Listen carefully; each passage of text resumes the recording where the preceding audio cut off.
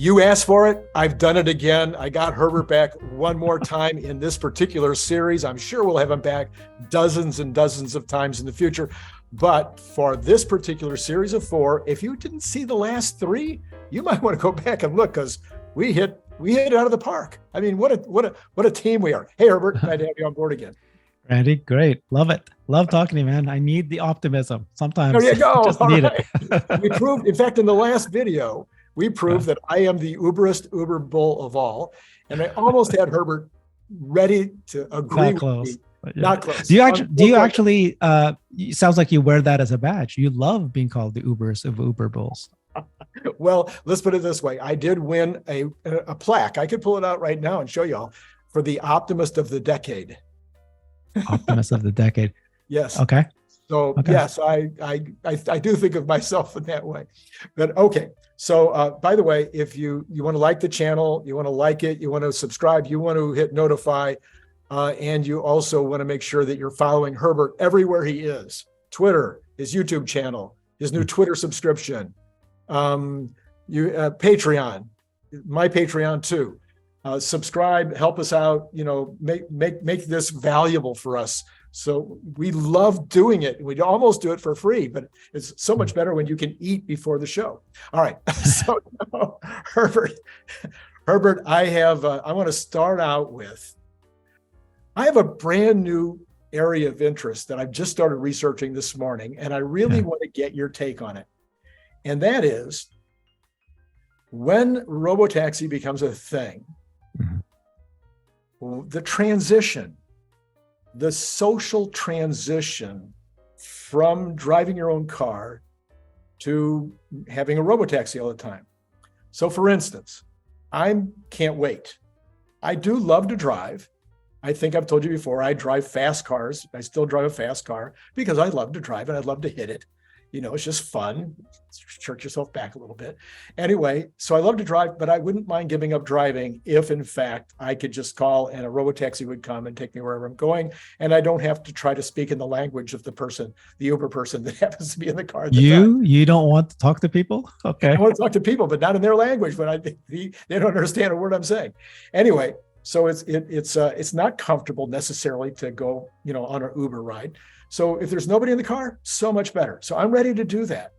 Mm-hmm. On the other hand, I know people that are saying, no, I don't want to always be jumping into a car. I don't know who's been in there before me, what they've done in the car before I was there.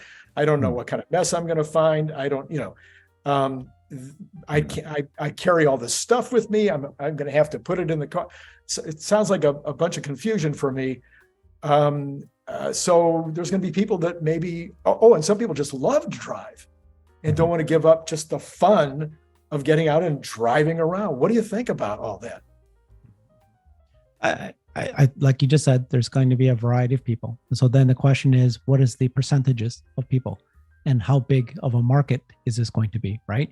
It's not going to flip overnight, but I guess we can just look at the Uber and Lyft market. How big were they? And the taxi market. So, just those alone are pretty big, giant markets, and it could start off that way, right? And so people do enjoy, and they have the need, the need, because they don't have access to cars and so forth, to hail a car and have somebody drive them. And then there's a huge group of people, I think the majority of people, who actually prefer not to have a person there. As you can imagine, by how many people, when they go to McDonald's, do they walk up to the cashier, and how many people will just use the self-serve kiosk? Right. Or if you go to the supermarket, how many people will just go ahead and use the self-serve versus going to the person? And of course, there's the waiting list, the waiting time and all that. But there are people, huge groups of people, that have been trained already, whether they like it or not, to self-serve and do things on their own. So it's no longer this big culture shock that you were trying to say at the early bit. I think that there's going to be a big size. The majority of people will be having no issues going into a car when there's nobody there. And then, like you said, a big group of that prefers it. There's going to be people who prefers a human, and they'll never go into something that isn't. And the question is it like the majority? Is it a small percentage? And I think that the world is actually heading into this direction. And, just the surveys that's been done about people who make phone calls to customer service, and they actually prefer not talking to human. Talking Now to there's a huge somebody. group like me that was like, stop the bot, get me to the agent, get me to the agent. And because the bots aren't good enough, Yeah. but when they are good enough, when it does work out, like you have a choice between the two, talk to human or not, and the bots are just as good or faster, people prefer not talking to humans, which is just a weird thing, but to get the job done. So I don't know. I think that this is not, I don't think it's worth a conversation in that it's a concern. It's not. The market is massive, and the market for a robo-taxi is going to be big, even though that there are going to be pockets of population that don't want, that prefer to have a human or whatever you just said, or that help the end of the mile. So in a poll of one, what do you think? Will you only use bots? I mean, will you only use an automated robo-taxi when they're available, or will you be one that wants to keep your car? So for me, so first of all, I love driving. I don't, and I also love talking to people. So yeah, I don't have a problem getting on a taxi and Uber and chatting it up. There are definitely times when I don't want to talk to somebody, and I just want to sit there until you use your phone and you communicate to the person, hey, I'm just gonna be quiet right now. But I love doing Ubers, right? I prefer the scenario where the Uber driver doesn't talk to me at all. Right. Okay. And then when I go get my haircuts, I basically shut my eyes and I don't talk at all. I just go to sleep, and I'm not here to chat with you. I just want to be quiet the whole time and just cut my hair and I'm out of here, to the point of not being rude, but that's basically my preference. Okay. So for me, I am very comfortable with using an Uber or using a robotaxi. I'm not going to have an issue with that. But are you going to give up your car? Are you going to give up your car?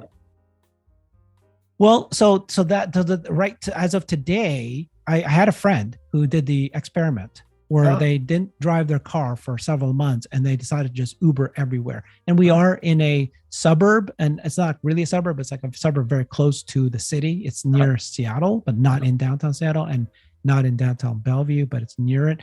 And he gave that a shot and he went back to driving. Right now, the United States cities are designed for driving, right? To get from one place to another place, you got to drive. Even to get to the mall or whatever, it's driven, separated by highways and all that. And so, but again, we've been spoiled with Uber and Lyft. And so you open up the app and you choose to have a Lyft to take the airport, and there's no concern. At 3:30 in the morning, there's somebody there in 5 minutes. Right. So so at the time that my friend did that experiment, which is 5 years ago, he decided not to, he needs the car still. Mm-hmm. But I think we're probably getting to the point, right? So it all depends on all that, right? If it's easy access to the car, my car sits in my driveway the whole day because I work from home. Yeah. So I would no problem for me. I'm not a car guy. I don't care. Yeah. It wouldn't matter to me. I'm definitely going to be one of those people that would probably. Now, the reason I bought the Tesla was because I want it to be robotaxi and I want to rent it out. Yeah. Right. And mine is just a Model 3. So I know that people who bought the Model S's or X kind of like worship the car and they don't want anybody to they don't want to do that. I'm not that person. Like, I'm very willing to, send it out there. So yeah, no, I'd be a perfect customer for robotaxi. Well, so this whole train of thought started because there was some commentary this week that Tony Seba was saying that we will only need to manufacture about 30 million cars as of 2030 or so. And I thought to myself, well, we have to replace 2 billion cars. And so some of those will be replaced some of them won't be replaced because people say, nope, like in our family, I definitely would give up mine, but I don't think that my spouse will give up hers. And so she will continue to drive. So we will be giving up one. But I don't know if that can be multiplied to the level of 5. Because you're saying that the robotaxi will replace 5 cars. So I don't know if 70 or 80% of the population will give up their car by 2030. So if he's saying that there's only going to be 30 million cars sold per year, as opposed to 70 or 80 million in the US of what is happening right now, brand new cars sold per year is usually 70, 80 million, but he thinks it's only going to be 30 million because of robotaxi. Is that what he's saying? Mm-hmm. I saw that. Yeah. Now, first of all, great. If he's right, why not? I'm not concerned because Tesla doesn't need to sell the car, they're going to be the robotaxi Right. provider. And we just, went through the math here, and robotaxi is like nutty in terms of margins for Tesla. And so I've always been saying too, by the way, I've been saying this and people don't agree with me. It's like, why would Tesla sell a car anymore if robotaxi works? If I was, if you were Tesla and you're making this much money, just build the cars, own it, Keep the fleet. Yeah. keep it the fleet, and sell a robotaxi. Now, Elon has said that he believes that there's needs for fleet managers, and that Tesla won't necessarily be able to do that. And so that does lend the credence that they'll still sell the cars, fleet managers will buy it, and fleet managers manage it. And then there's a 50-50 or 70-30 split with Tesla, which is what he said just now at the shareholder meeting. Right. It's going to be either 50-50 or 70-30. He hasn't really quite figured that out yet. So who cares? if in his Tony Seba's scenario, robotaxi is already effective and working, great. I don't care selling. By the way, who's selling those 30 million cars? So at least one person, it might have been Brian Wong, said he thought 20 million would still be Tesla. All 30 would be Tesla. All 30 would be Tesla. If people already can buy a car that is robotaxi versus buying a car that's not robotaxi, what's going to happen to those car manufacturers creating cars that can't do robotaxi? And what if you can't sell it at a high price that you want to sell it at? And then now you can't build it at the cost that people are willing to buy it. So what's going to happen? Except used gas cars prices will go up because people might want to still keep the gas car and want to still buy that. But then all the brand new cars. So how many people buy flip phones today? They don't. So the moment that some product is robotaxi, you would never buy. There's a pocket of people that buy horses. When ICE cars came out, it took a long time for that to go away. But you know what I mean? It's like, great. If he says 30 million, that means Tesla's selling all 30 million, right? So forgetting for just a second, forgetting about yourself and myself as investors, but just looking at the overall, what do you want to call it? The philosophy, the sociology, the anthropology of the situation. So I'm trying to look at this transition. If I am a contractor working on building sites, I need my truck outfitted. I need to have all the equipment on it. I need to have it set up in a certain way. It's my tools. I own the tools. I can't be Ubering. I can't be calling a robo truck, having it come out, take all my tools and put them on the robot, and then go to the site and then let the truck go, someplace else. And there's a whole bunch of situations like that. I can't imagine a young mom of two, right? With all the stuff a young mom has to have in order to be prepared for her child. She's not going to, same thing. She's going to take all that stuff, put it in the thing. When she gets to the other end, what does she do with it? Where does she put all that stuff while she's shopping or while she's at having lunch with her friends or whatever? What does she do with all the stuff that she would normally have in the car in her minivan back in the day? Where does she do with all that stuff? And there's lists of people like that. Salespeople sometimes have a lot of samples and they have a lot of things that they give out, brochures and things. And there's a list of people that I think are going to need a full-time vehicle that is theirs. And then there's those who just want it that way. They just don't want the idea of jumping into a public transportation every time they want to take a trip. There's definitely a market for people who want to buy. But again, it's cost, right? Now you just told me that the cost of this car is no longer going to be $50,000. If it has robotaxi capability, are they going to be afford $200,000? That was one of my questions. And would you rather just, and then and then there's ways around that, right? I mean, like, let's say there's a fleet manager that caters to families with, children. And so then they also pack up all their cars have strollers, whatever it is.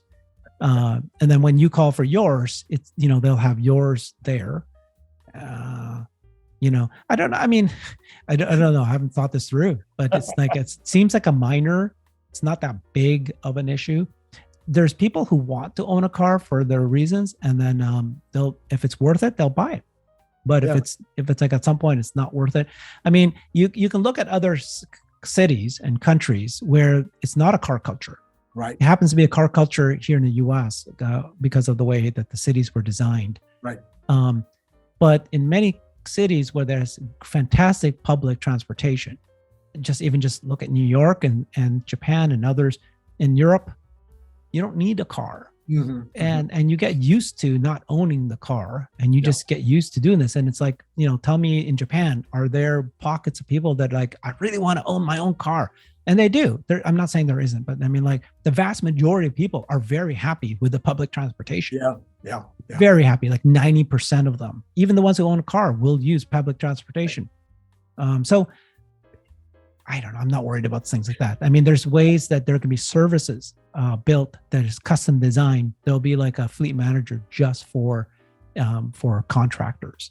And then you can basically rent the car, the same truck, for a week or 2 weeks, and then have load your stuff and do the job. And then, maybe if you're a large contracting company, then you can buy these things, and then you have it ready for everybody. So, yeah. Anyway, it was just one of those things. There's I'm sure that Elon has thought all these things through, because he's so good at seeing the future and contemplating all of the nuances going forward. Of course, and then even Elon's going to get it wrong sometimes. But it was just fascinating me today to contemplate the transition. Knowing just a few folks that I've talked to about it. I mean, I have people right now that are, as you probably do, I have people in my life who are like, I'm not going to buy an electric car. Are you kidding me? And it's like, what are you even talking about? Of course you're going to buy an electric car. Yeah. And so like there's early adopters, like you and me are early adopters. And then there's a bunch of people who are fast followers. And then there's the laggards. And the laggards, at that point, it's like, it doesn't matter what you want or not. This is the new world. Who was I interviewed that told me that the way he sees happening, Larry Goldberg. And so he's just a long-term bull for Tesla. And what he said was he sees the transition to EV happening very slowly, slower than most people think. But then it'll happen where at the moment, it'll be a precipitous drop, much faster drop of ICE vehicles being sold than anybody's ever projected. Yeah. And the reason why he says that is that if you look at what happened to the smartphone industry, there was a moment.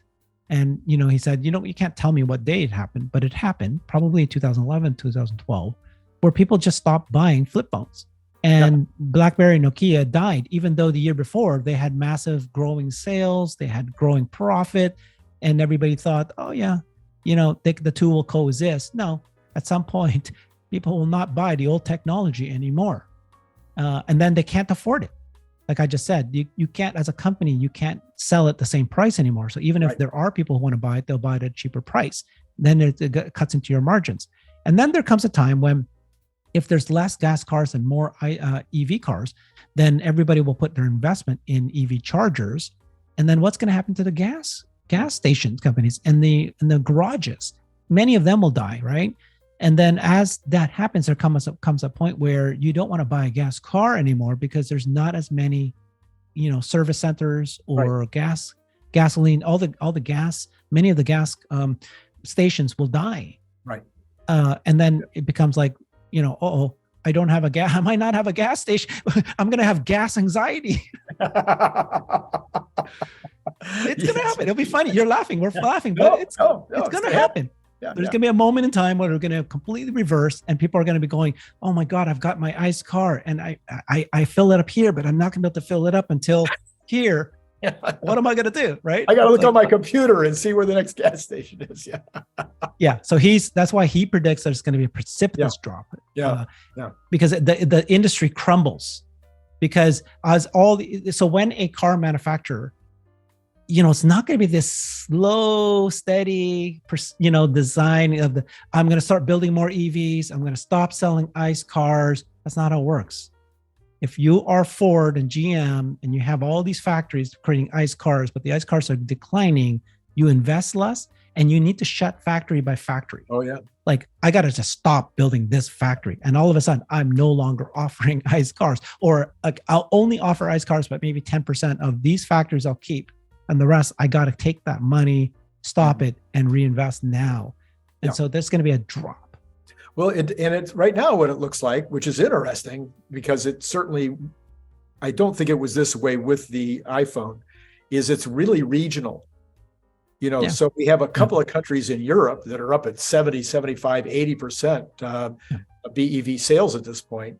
Then you go to China, where you've got 35% or better now BEV sales. Then you go to California, where you have 17% BEV sales. And then you go to Alabama and you got 2%, BEV sales. So there's kind of this regionality. And then, of course, you go to some of the third world countries, second world countries, you got zero BEV sales so far, because they don't have any infrastructure, and they don't have any real cars coming into those countries yet. So I think it'll be a little bit different maybe than other products, in that it's very regional. And I would imagine China, they could be at 100% in a few years. Europe could be at 100% right behind them. But it take it's regional, but it's global. Yeah, regional, but it's global. So we've just heard recently that, what is it, Ford and GM and those guys, they're not selling at all in China. Like, their sales have plummeted in China, like gone off the map. And VW and BMW. Right. And so it's like, but it's global, because they're a global company. And anything that happens there is affecting everything else, just like we said. So because of the ecosystem, right? So of all the car manufacturers in China are now 100% EV, and you're basically saying this is what's happening right now. Not just them, but all the suppliers. Right. The suppliers. Then all of a sudden, no matter if you are still focused in the US or just in Kansas, whatever it is, you can't get your brakes anymore, because nobody's making whatever, some part that's needed for the ICE car, and brakes is not a good example, but so I don't know. This is the fun part of the whole thing, but it is not going to be this linear drop. It's going to be very, very, sudden. I agree with that part of it. All right. Well, listen, fortunately, if you've been watching all 4 of these episodes that Herbert and I have just done, you realize that we have pretty much solved all the problems of the world in those 4 sessions. And if there's any problems that we've missed, please comment below, and I'll have Herbert back on, and we can try to solve those problems too. Herbert, again, thank you so much for participating in these, helping me to enjoy my vacation more by setting these up all in advance before I left. And folks, if you haven't done it already, I mean, how many times do I have to ask? Follow Herbert everywhere he is. If he's there, if you find a bread, it's got his name on it, sign up. Okay, that would be on Twitter. That would be Twitter subscription. That would be Patreon. That would be his channel, his YouTube channel, especially because with his YouTube channel, you might get to see me once in a while over there. All right. Exactly. So thanks again, Herbert. And thank you guys. You bet. And to all of you out there, it's been great talking to you. That was fun. Thanks, Randy. Click the link below to get your paperback, Kindle, or audiobook now.